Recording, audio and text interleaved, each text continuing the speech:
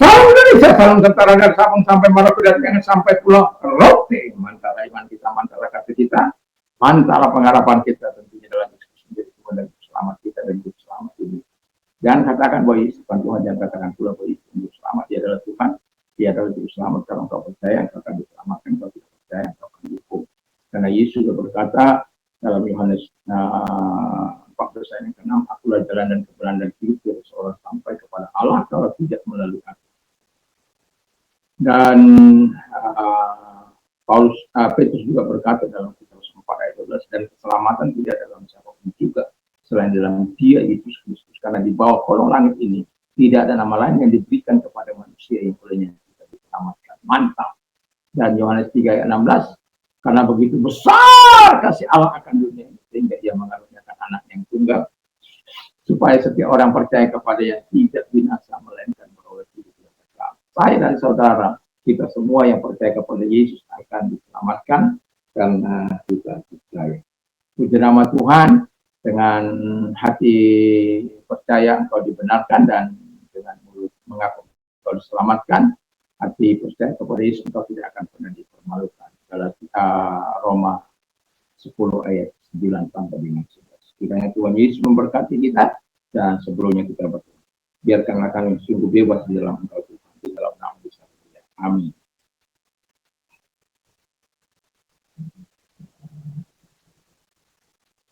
Dan yang telah menyerahkan dirinya karena dosa-dosa kita untuk melepaskan kita dari dunia yang jahat yang sekarang ini menurut kehendak Allah Bapa kita. Baginya lah kemuliaan sampai selama-lamanya. Galatia 1 ayat 4 dan 5. Puji nama Tuhan. Jadi we are free in Christ. Jadi kita itu bebas di dalam Kristus. Merdeka di dalam Kristus. Jadi kalau kita merdeka dalam Kristus, ada sesuatu yang harus kita nikmati dalam hidup ini. Ada hal-hal yang harus kita nikmati dalam hidup ini. Dan yang pertama, kebebasan adalah hak istimewa daripada Kristus kepada kita, orang yang percaya. Jadi kita dibebaskan oleh Tuhan itu karena memang Yesus memberikan sesuatu yang istimewa bagi kita. Itu menjadi hak privilege kita sebenarnya yang Tuhan anugerahkan.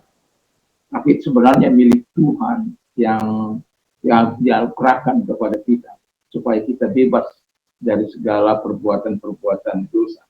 Karena Tuhan tidak ingin kita melakukan apa yang menyakiti hati, tapi Tuhan ingin kita melakukan apa yang dikehendaki. Itu sebabnya Dia mau menyertai kita, memberikan sejahteranya, dan kita tahu bahwa Dia mati untuk kita karena dosa-dosa kita dan pelanggaran kita.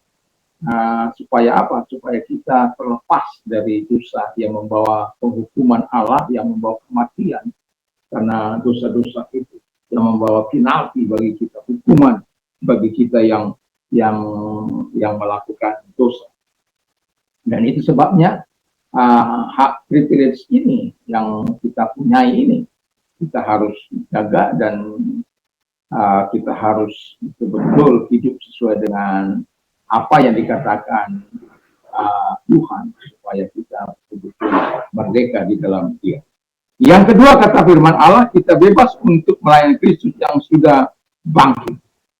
Jadi kita bebas setelah kita memiliki hak privilege itu. Kita tidak lagi hidup dalam kuasa dosa, kita tidak lagi melakukan apa yang cemar, melakukan apa yang tidak disukai oleh Tuhan, maka kita akan bisa menikmati segala kebaikan Tuhan. Dan Alkitab katakan kita bebas untuk melayani Kristus yang sudah bangkit.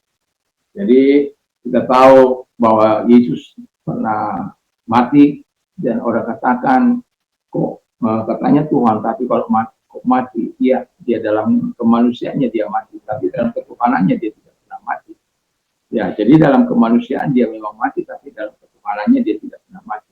Dan Yesus yang sudah bangkit itulah yang kita layani dalam kehidupan kita sebagai orang yang percaya. Dan tidak ada yang seperti Dia. Siapapun rasul-rasul, para nabi, para pelayan-pelayan Tuhan yang sudah mati, ya exception, ya ada Henok di situ, ada uh, Elia di situ,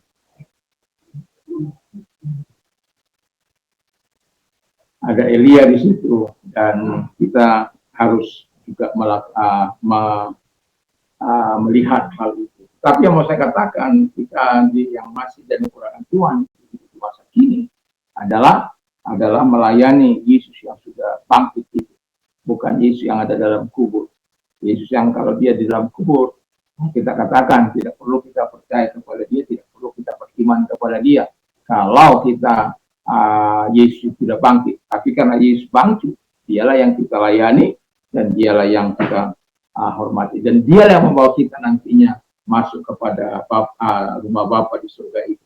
Karena apa? Dia sudah turun dari sana dan datang ke bumi ini kali yang pertama, lalu kemudian dia menebus kita, dosa-dosa kita, dia mengampuni dosa kita, membenarkan kita, dan kemudian dia naik ke surga, nanti turun lagi kali yang kedua untuk membawa kita bersama-sama dengan dia.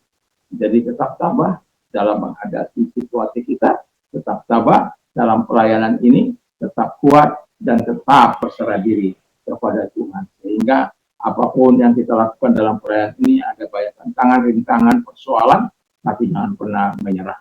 Selalu mengandalkan Tuhan, selalu minta pertolongan Tuhan Yesus Kristus. Dan yang ketiga, kata firman Allah, kita menggunakan kebebasan kita untuk mengasihi dan melayani sesama, bukan untuk melakukan kesalahan. Ada banyak kan orang mengatakan, enak sekali jadi orang Kristen itu, diampuni dosa-dosanya, enak sekali. Kita berbuat dosa saja kalau begitu terus menerus kita lakukan ini, kan diampuni. Tunggu dulu, ya. Memang Tuhan mengampuni dosa-dosa kita, tetapi saya yakin dan percaya kalau orang-orang percaya yang sudah dipenuhi Roh Kudus itu, saya yakin dan percaya ketika dia sudah diampuni dosa-dosanya dan Roh Kudus dia nubuatkan kepadanya, dan dia akan punya kemampuan untuk hidup sesuai dengan apa yang dikehendaki.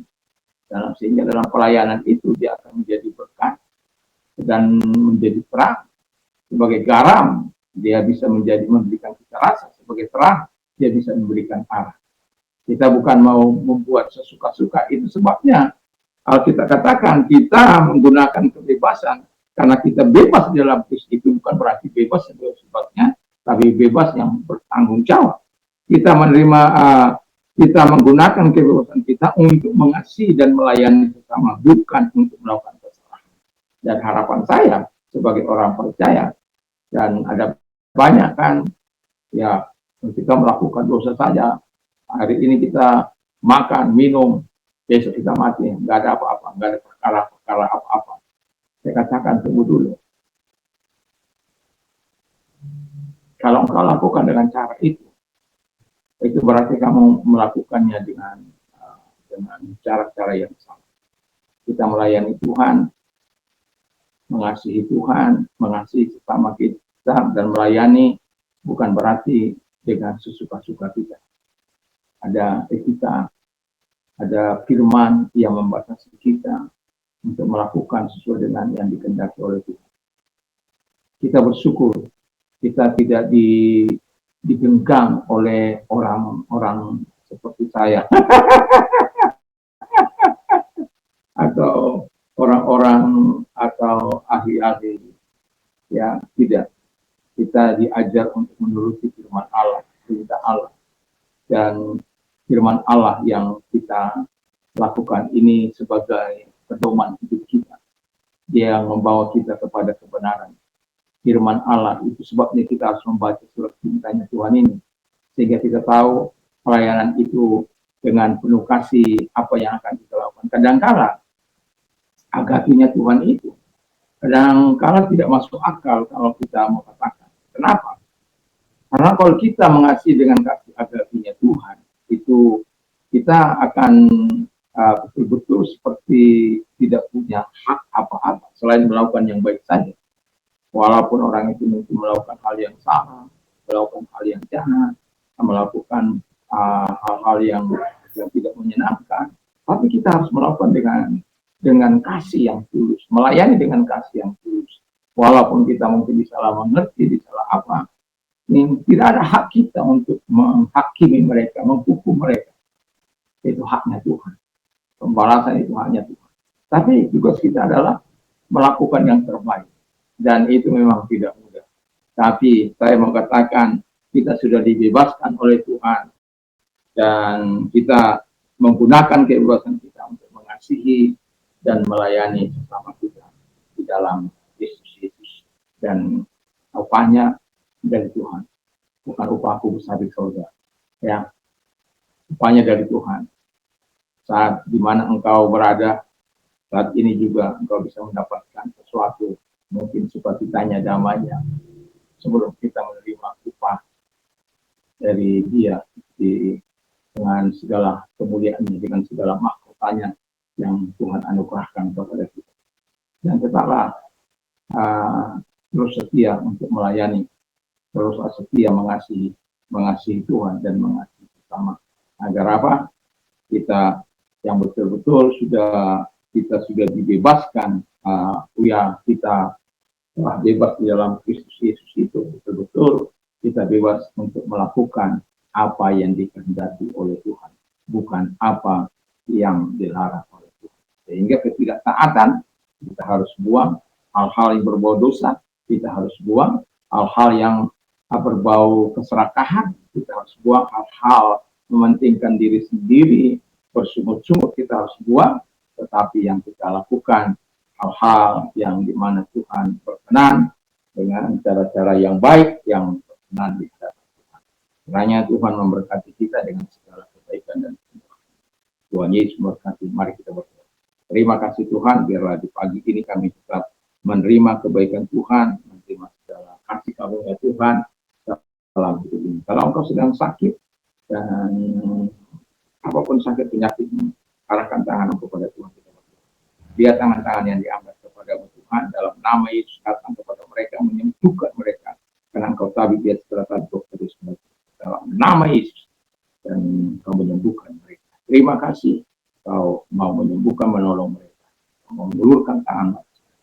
Dan juga kepada mereka-mereka yang mengalami kesusahan, kalau engkau orangnya arahkan tangan kepada Tuhan. Mari kita berdoa. Tuhan, lihat orang-orang yang sedang merasakan kesusahan, masalah dalam hidup mereka.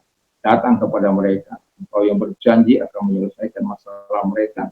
Kalau kami berseru, kau berkata, berserulah kepada aku waktu kesakan, aku akan meluputkan engkau dan engkau akan meluputkan aku. Dan kami memuliakan engkau di dalam Tuhan. Dalam nama Yesus. Haleluya. Terima kasih buat pertolonganmu, kebaikan bagi mereka. Dalam Tuhan. Amin. Dan kiranya apapun kita di pagi ini, kiranya Tuhan Yesus memberikan kita kekuatan untuk melakukan yang terbaik. Mantap, mantap.